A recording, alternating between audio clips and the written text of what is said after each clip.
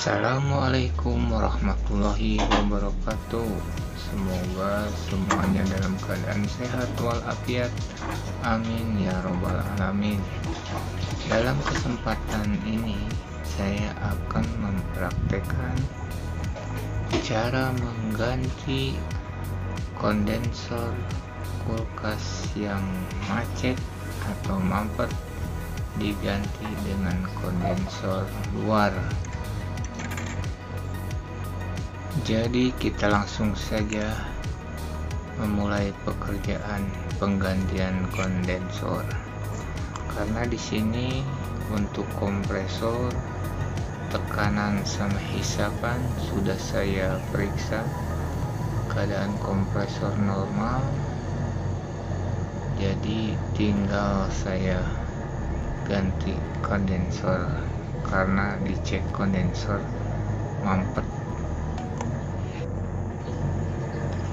Pertama yang saya lakukan adalah melepaskan pipa kondensor bawaan yang masuk ke dalam bodi kulkas. Ini akan saya lepas dulu. Pipa tekanan sudah saya lepas. Ini akan saya cek pipa hisapnya yang menyambung ke kapiler. Jadi akan saya periksa dulu pipa hisapnya apa ada trouble atau tidak.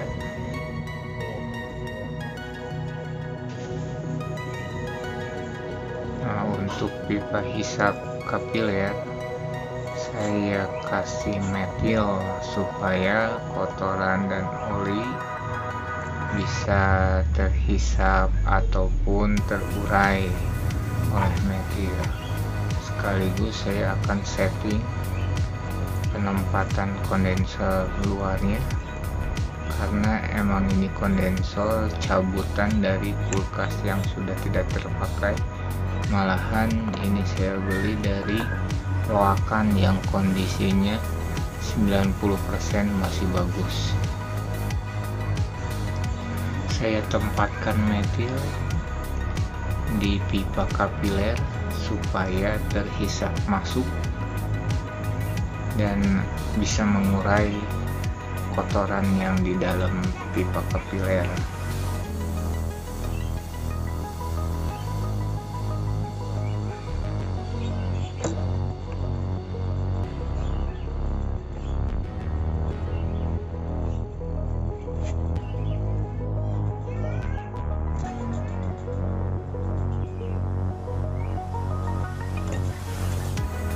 Metil sudah masuk, saya lanjut pekerjaan untuk melepaskan pipa hisap. Jadi akan saya lepaskan pipa hisap supaya dalam pekerjaan nanti lebih leluasa, karena akan saya lakukan proses flushing atau blasting antara pipa kapiler dan pipa hisap dilepas dari kompresor. Jadi nanti kita tinggal lihat ketika dikasih tekanan dari oleh freon, apakah semburannya kuat atau tidak gas yang keluar dari kapiler.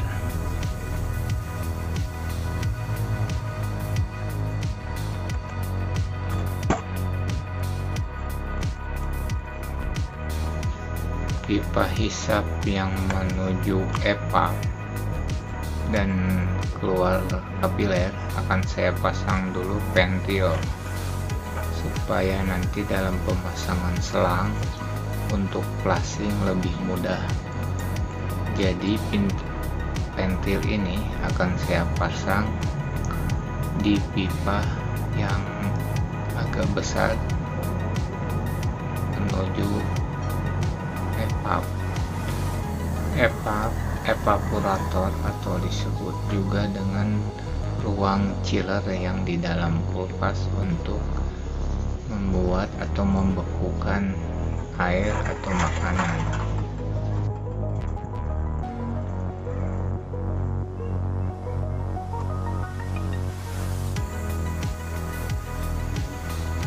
Dan biasakan ketika kita setelah selesai pengelasan, sediakan lap basah untuk mendinginkan hasil lasan. Karena kalau kita kerja terus-menerus seperti ini, takutnya tersentuh oleh tangan kita dan akhirnya mengganggu pekerjaan. Jadi kita dinginkan dulu, jangan terlalu panas hasil lasan.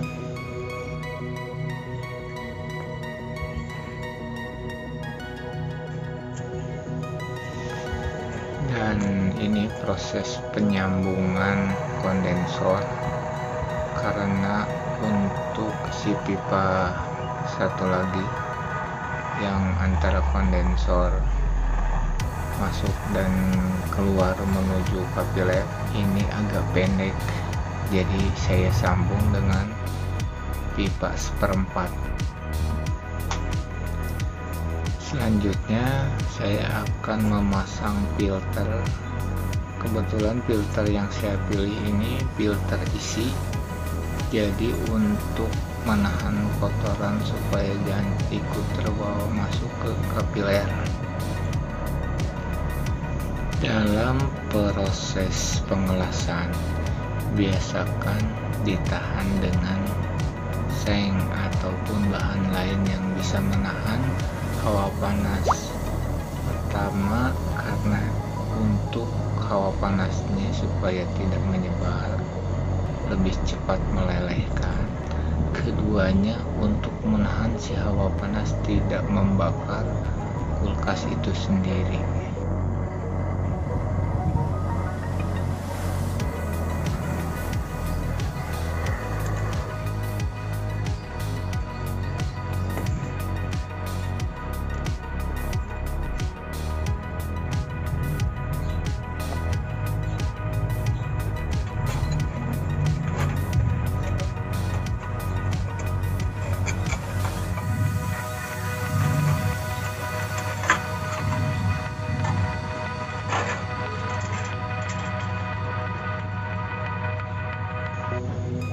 Selanjutnya akan saya lepaskan dulu pentil yang tadi sempat dipasang di pipa yang menuju evap, jadi akan saya lepas.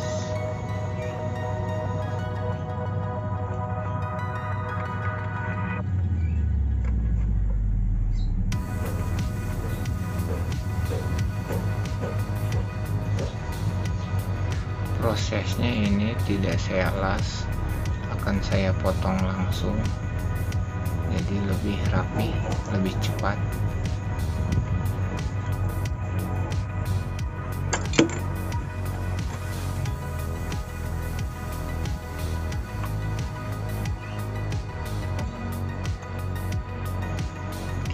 Dan pipa hisap ini yang dari evap akan saya sambungkan langsung ke kompresor, jadi nanti tinggal saya las. Kalau untuk kerja di luar angin sangat besar, dan penghalang ini membantu kita untuk mempertahankan hawa panas supaya pipa cepat panas dan silasan cepat meleleh. Untuk kondensor akan saya sambung satu persatu. Yang melewati filter sudah saya sambung dan menuju kapiler. Selanjutnya tinggal pipa injection.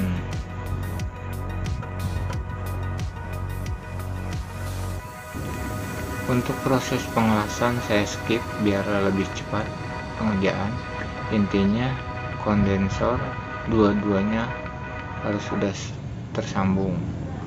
Sekarang saya tes running kompresor, dan untuk pengetesan pipa kapiler tambahan dibiarkan dulu terbuka karena untuk pemakuman bodi ataupun nanti ketika saya blasting lagi dengan freon mudah terlihat keluar.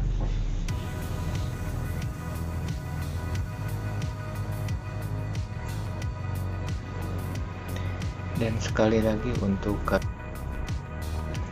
jangan lupa ya, di like dan subscribe-nya supaya kedepannya lebih baik lagi saya dalam membuat video dan bisa membagikan kembali pengetahuan yang saya punya. Mudah-mudahan bermanfaat. Jangan lupa subscribe-nya ya. Dan setelah melakukan pengecekan, ternyata masih ada kebocoran di antara sambungan pipa tembaga yang tadi dengan kondensor karena perbedaan antara besi dan tembaga. Jadi untuk pengelasan yang lebih baiknya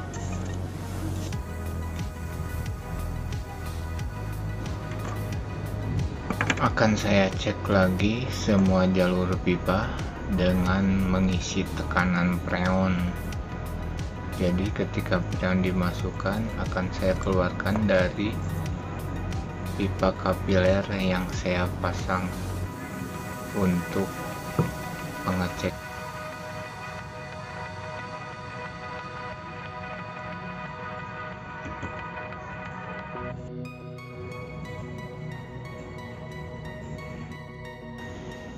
Dan posisi kompresor ini sengaja saya jalankan supaya menambah tekanan, jadi ketahuan kalau misal jalur masih mampet, dia semburannya kecil.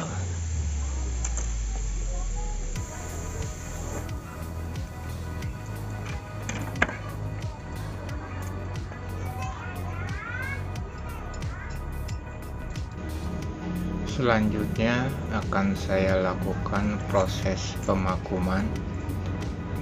Jadi di sini analyzer saya pasang sekaligus dengan selangnya dan keran analyzer dalam keadaan terbuka. Dimaksudkan untuk ketika dalam pemakuman udara yang di dalam pipa analyzer ini terhisap menjadi hampa, tidak ada udara yang lain. Nah, ini sudah saya lakukan proses pemakuman bodi. Jarum analyzer sudah menunjukkan minus di bawah 0. Proses pak sudah berjalan. Dan untuk info keseluruhan pekerjaan ini, penggantian kondensor memakan waktu 2 jam, jadi cukup cepat kalau menurut saya. Dan untuk proses pemakuman sudah selesai kira-kira 20 menit. Jadi sekarang saya tinggal menutup pipa kapiler tambahan. Dibiasakan untuk hasil lasan ini bulat, jadi menutup, benar-benar menutup. Untuk proses pengelasan penutupan pipa kapiler tambahan, kompresor tetap menyala, dimaksudkan untuk mencegah udara kembali masuk.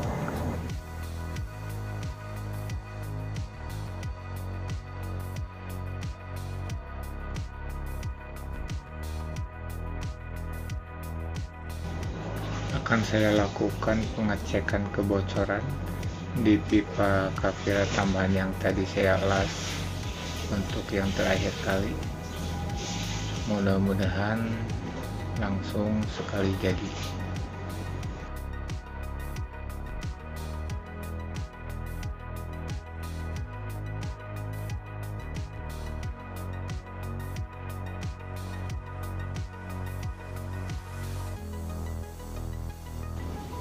Alhamdulillah tidak ada kebocoran. Saya lanjut dengan pengisian freon dan pengukuran ampere kompresor.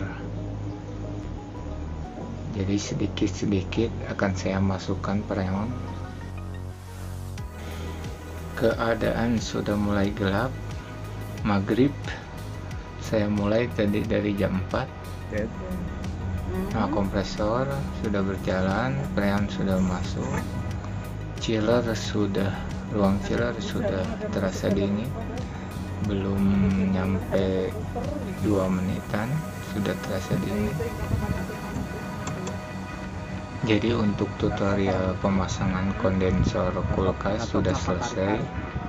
Mudah-mudahan bermanfaat dan ini pun berjalan lancar.